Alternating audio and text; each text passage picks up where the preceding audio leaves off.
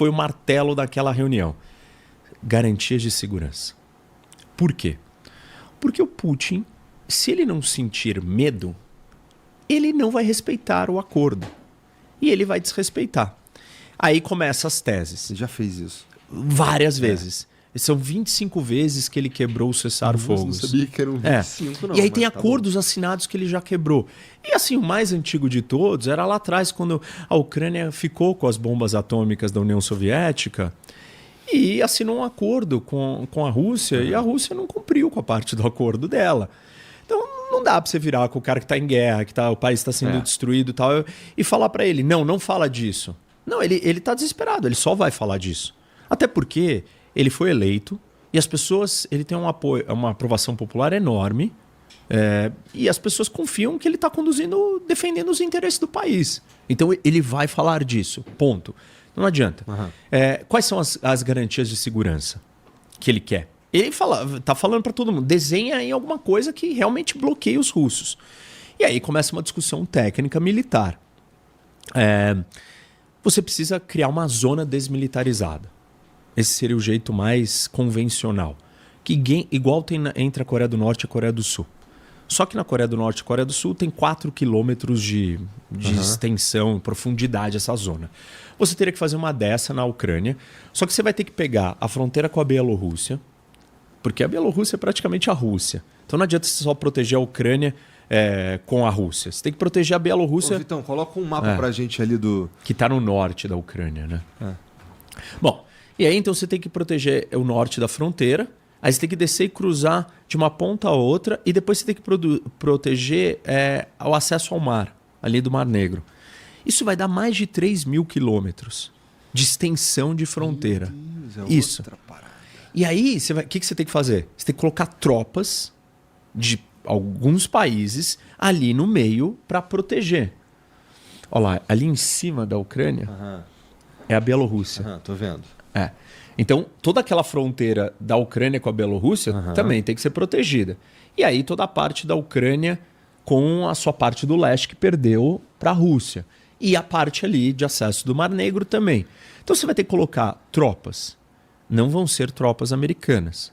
Não vão ser soldados americanos. Tem que ser soldados europeus. Nós estamos falando por baixo de 100 mil soldados. 100 mil soldados, só para você ter uma ideia, o maior exército da Europa é o da Polônia. Tem uns 220 mil soldados. 100 mil soldados para fazer essa garantia de segurança é maior do que o exército da Espanha e da Itália. Então, aí tudo bem. Só que aí não é só botar os caras lá, você tem que botar eles armados, prontos para o combate. Só que quando você faz isso, você direciona 100 mil soldados para essa barreira aí, né, para essa zona desmilitarizada, você não pode tirar os soldados da retaguarda. Porque vai que tem uma guerra. Total, Então você tem que manter os soldados que estão no Báltico, que estão na Polônia, que estão ali para trás. Então não é pegar os ali que estão nessa fronteira e jogar mais para frente. Não vai servir. Então você vai ter que arrumar mais soldado ainda. Isso aí essa é uma solução não prática, né? Não prática. E aí tem uma discussão assim, tá bom, então não põe tantos soldados. Põe o que a gente chama de tripwire. Tá. Que é tipo, uma armadilha que ela se aciona sozinha, né? Que é um cabo ali que você passa por ele e vai acionar um gatilho e vai provocar uma defesa, uma reação. O que é um tripwire? Você põe um contingente pequeno, mas tem um contingente. Se matarem esses caras, você está matando um francês, um americano, um sei lá o quem, e aí os outros entrariam. Só que, dado o que está acontecendo, entrariam. Entendeu? Entendi. Tipo, não entrariam. O tripwire não é forte o suficiente, o que a gente já viu. Se você quiser colocar medo nos caras, tem que ter os 100 mil soldados ali, porque senão o cara não vai respeitar. Isso. É o que você está dizendo. E aí tem... É isso que eu estou dizendo. Tá. E aí, que é o argumento do Zelensky da Europa. Esse é o argumento do Zelensky da Europa. Aí a galera... pró-Trump incondicional, os caras que amam o Trump, assim, amém para qualquer coisa que ele fizer, tá sempre certo. Depois tem uma explicação que eu estou estudando interessante por que isso está acontecendo, que é legal. Mas você lembra? Lembra, bom, porque senão a gente vai... Por que os caras gostam tanto do Trump, Rock? Vou te perguntar. Tá bom. Esquecemos. Não. O argumento é. Qual é o argumento? Um dos argumentos dos caras é o seguinte: mas fazer o acordo com os minérios é que nem um tripwire. Porque vão ter empresas americanas explorando lá. E se as empresas americanas estão lá, o Putin não pode atacar e matar, destruir uma empresa americana, porque os Estados Unidos vai ficar bravo e vai entrar na guerra. Vai? Será? Claro que não. Sabe quantas empresas americanas saíram da Rússia e tiveram seus ativos expropriados, nacionalizados pelos russos? Centenas. Ou seja, um monte de ativo americano foi confiscado pelo governo russo e nacionalizado. Os Estados Unidos estão cogitando entrar em guerra com a Rússia por causa disso? Claro que não. Então, assim, este tripwire, análogo a um tripwire econômico do acordo de minério, não é suficiente para evitar que o Putin conquiste. Na tua avaliação, os 100 mil soldados ali seria? Se os caras forem armados, tipo assim, o Putin vai ter que se preparar para isso com uma outra estrutura, num outro porte, e falar assim, bom, a hora que eu iniciar esse negócio já vai ser muito grande, porque tem 100 mil caras ali já parados, eu vou ter que vir muito mais forte, e a hora que eu começar isso, eu vou ter que estar pronto para vir de uma vez. Nossa, mas isso não vai acontecer, né? Porque, vamos lá, eu suponho que a Europa não é a favor da guerra e não é a favor de sei lá, a população não quer ir para a guerra. Isso, né? Esse é um dos problemas. Então esse exército, não é como se o exército deles estivesse, o exército italiano fosse cada vez maior. Não. É cada vez menor. Ele é cada vez menor. Isso. Só que os russos têm só dentro da Ucrânia 660 mil soldados. Só dentro da Ucrânia. Só dentro da Ucrânia. E aí, isso são estimativas. A gente não sabe esses números ao certo. Antes que as pessoas comecem a surtar com cada número. Mais ou menos meio milhão. É isso. Tá. E a Ucrânia tem mais ou menos uns 800 mil soldados. Só que esses são soldados russos só que estão dentro. Putin assinou um decreto há pouco tempo dizendo que ele tem que subir o tamanho do exército para 1,5 milhão. 1 milhão, tá 1 milhão e 300, vai subir mais 200 mil, 1 milhão e 500. Aí ele tem mais todas as forças armadas, vai para 2,400.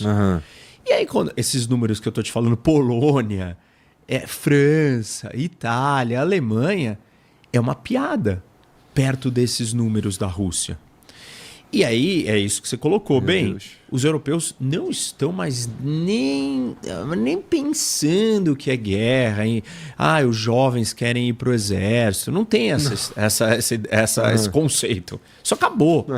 Então, é difícil de você construir essa força de 100 mil caras. Além dos 100 mil caras, você tem que ter os observadores internacionais, que são os caras que ficam lá nas guaritinhas, olhando, fiscalizando quem é que está descumprindo o cessar-fogo. Esse cara geralmente é militar? Esses caras são da ONU, mas são fornecidos por outros países.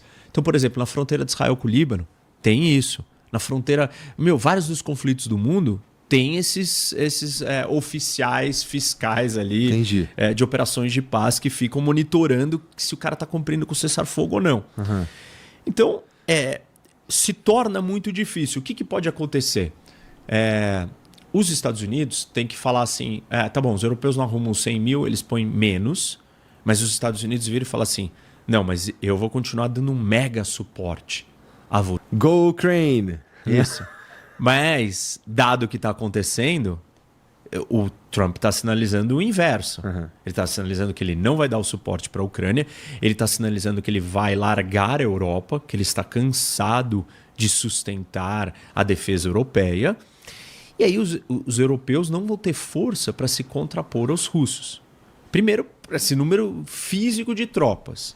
Aí depois tem a questão nuclear, que é mega importante. As pessoas não entendem. Só a França e o Reino Unido têm bomba atômica. E o país que tem mais bombas atômicas no mundo é a Rússia, depois os Estados Unidos. Todos os países do mundo têm por volta de centenas, a não ser a Rússia e os Estados Unidos, que têm milhares. 5 mil, 4 mil, por aí. Já chegaram a ter 30 e tantos mil. E depois eles foram diminuindo. Como funciona a lógica nuclear? Todo mundo, 50 bombas já acabou com o planeta. 10 bombas já acabou com o planeta. Já acabou. Mas não é isso. A lógica nuclear, a dissuasão nuclear, ela é baseada num raciocínio matemático. Você tem 2 bombas. Quantas bombas eu tenho que ter para vencer um confronto com você? Independente do confronto ser efetivado, eu vou lá e construo 3. E aí, quando você vê que eu tenho 3, o que você faz? Você fala, eu perderia esta guerra. Então você vai lá e constrói 4. Quando você constrói 4, eu falo, eu preciso ter 6. Uhum. E é assim que o arsenal cresce. Por que isso? Imagina que eu vou fazer um ataque preventivo, surpresa. E eu sei que você só tem 10. Quais são os meus alvos iniciais? As suas bombas. As suas 10. Agora, se você tem milhares de bombas, desculpa, eu não consigo saber onde estão todas. Eu não consigo mandar o James Bond nas suas milhares de bombas. Eu não consigo achar todas e destruir todas imediatamente antes de começar o conflito. Então, existe uma lógica militar onde a Europa, com a França e com a Inglaterra, ter centenas de bombas não é suficiente para conter uma Rússia com milhares de bombas. A não ser que os Estados Unidos traga o seu guarda-chuva nuclear para proteger a Europa, como sempre fez, aliás. Uhum. E aí tem outro problema. A capacidade de second strike, que é a capacidade que criou o MAD, que é a destruição mútua assegurada, que é o Mutual Assured Destruction, é o seguinte: eu tenho que conseguir lançar um contra-ataque para você, mesmo depois de você me destruir por completo com um ataque surpresa. E o jeito de fazer isso durante a Guerra Fria era você ter avião voando 24 horas por dia, você ter submarino nuclear ou você ter bombas escondidas embaixo da terra em silos. Hoje, os submarinos nucleares são as formas mais fortes disso. Só que adianta você ter um submarino nuclear se você não tem um mecanismo de alerta que foi lançado uma bomba imediatamente no minuto que ela foi lançada? Porque se ela te atingir antes e te matar antes, você não consegue nem dar o comando para o outro retaliar. E o outro não funciona sozinho se ele não está entendendo o que está acontecendo no mundo. Os europeus, a França e a Inglaterra não têm essa estrutura neste nível, com todos os satélites, com todos os sistemas de alerta, com todos os computadores, com todos os radares, com todos os mísseis colocados em prontidão para dar conta do que a Rússia tem. Então não é uma questão, 50 bombas francesas acabariam com o mundo, então a Rússia não vai entrar em guerra. Não é isso. Não é isso que está em jogo. Se os Estados Unidos se retira da Europa, e essa é a sinalização que o Trump tem dado, a Europa não tem força, em última instância, para peitar que ele já fez ao longo desses 3 anos várias vezes. E aí tu acha que ele tentaria mais expansões, cara? Tenho certeza. Isso é muito assustador, cara. Porque assim... Isso daí acabou o mundo.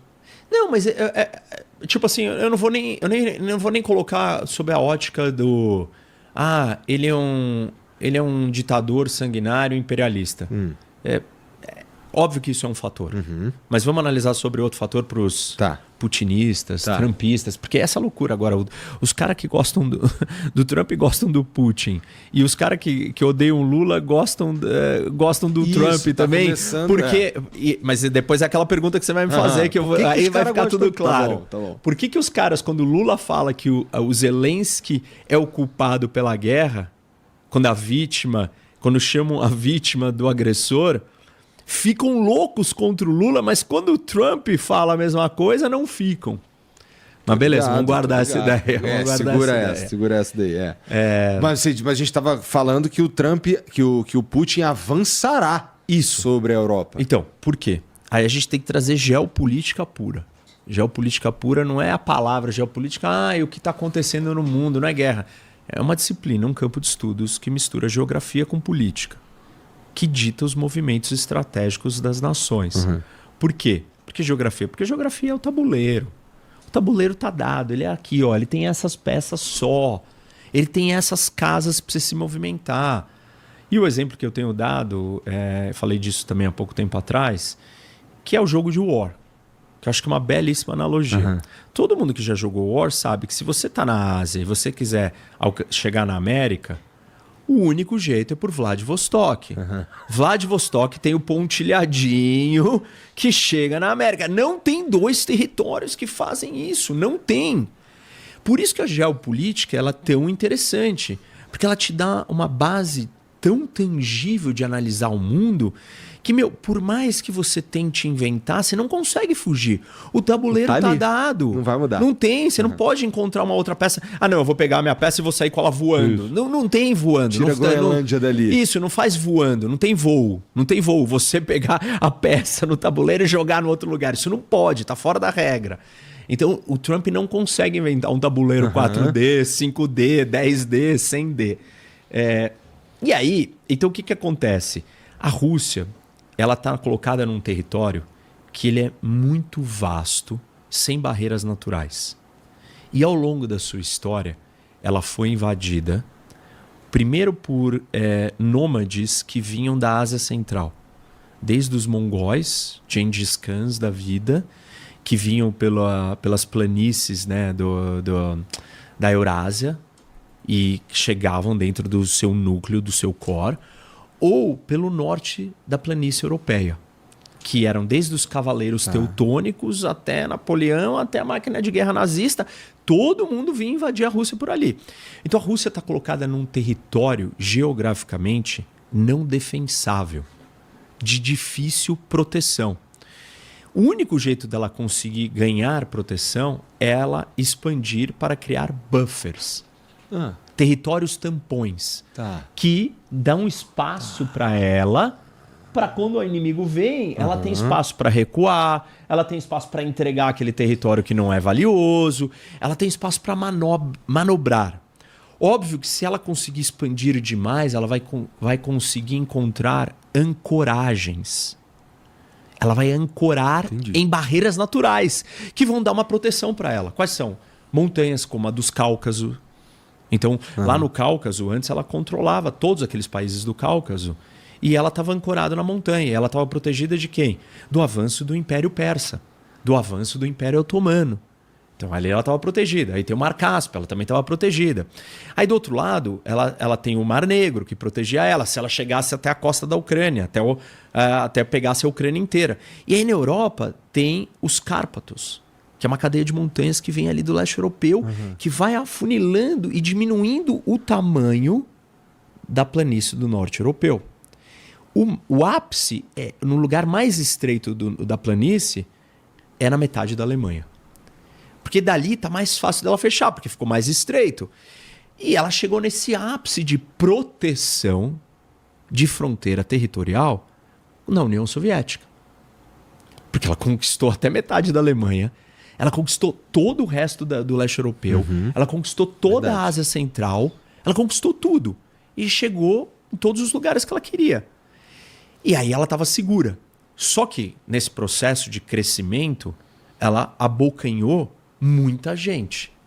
Muita gente que não queria estar dentro dela. Muita cultura diferente. Muitos povos diferentes. E aí ela precisou administrar essa loucura. E aí ela começou a ruir de dentro uma hora. Não é sempre isso que faz eles ruírem, esses impérios gigantes? Sempre. Porque ele fica super estendido. Ele cresce, cresce, cresce. Aí ele começa a colapsar. E o mínimo do colapso está sendo agora. E aí o Putin viu e falou assim, nós estamos na nossa pior posição geopolítica da história. Então eu preciso voltar a crescer.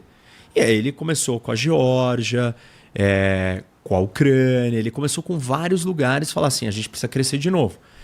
Então ele está crescendo e ele não vai se sentir plenamente seguro só com a Ucrânia.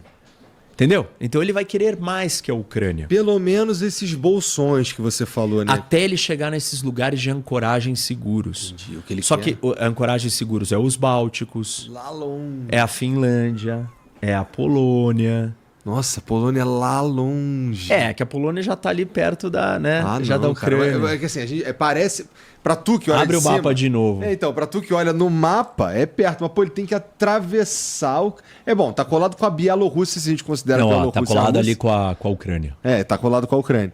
Mas, pô, teria que passar pela Ucrânia. Parece Então, mas longe. aí quando ele pega a Polônia, ele tá fronteira com a Alemanha. E aí... Ó, tá vendo como ali em cima começa a ficar mais estreito? Tipo, é uma faixa... Deixa eu ir ali. Só pra vai lá. Tá. É uma faixa que passa aqui. Tá. Entendeu? Então, conforme você vai chegando aqui... Bem no norte da Polônia mesmo, norte da vai Alemanha. ficando mais estreito ali. Entendi. O espaço, como ele pode invadir. Entendi. Vai ficando mais estreito. E assim, tá bom. E aí vem a parte interessante. Coitado da Polônia, toda hora toma também, né? Por isso que a Polônia tá gastando 4, 5% Por do isso que PIB o em maior defesa. exército dentro Isso, e é o maior exército de todos. E o Trump, ele tem sido consistente e coerente, pelo menos nisso.